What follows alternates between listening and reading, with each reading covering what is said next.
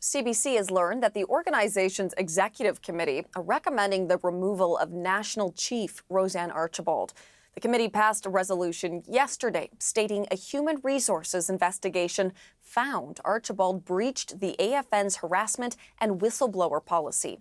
The CBC's Albert Delatella brings us the details.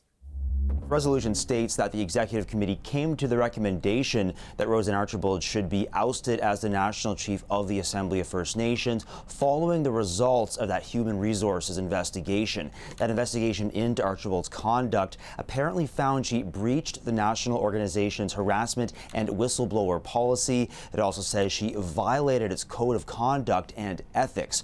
All of this according to multiple sources who were at the meeting, and a copy of the resolution shared with CBC News. CBC has not verified the contents of the reports from the investigation.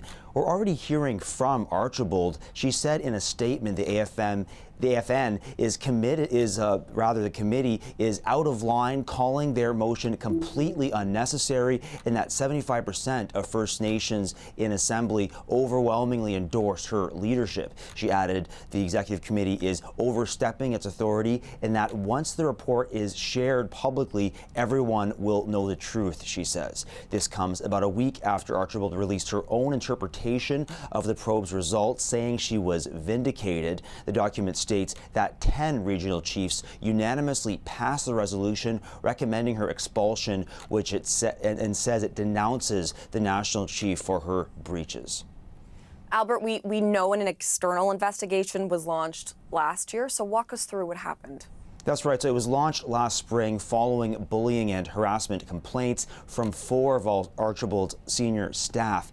There was then a 5th complaint from the AFN's then CEO. The AFN hired an Ottawa-based employment lawyer to oversee the investigation. The resolution says the reports cannot be disclosed to the chiefs in Assembly due to confidentiality, but that they will receive summaries including context of the Executive Committee's recommendation.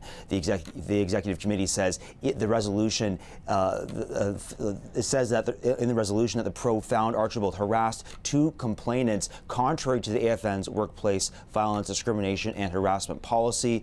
It also says she breached the harassment and whistleblower policy and the code of ethics. Archibald already faced a brief suspension from the regional chiefs last June. The chiefs of Assembly will ultimately decide what the future holds for Archibald. Their next meeting is set for this July in Halifax. Hillary.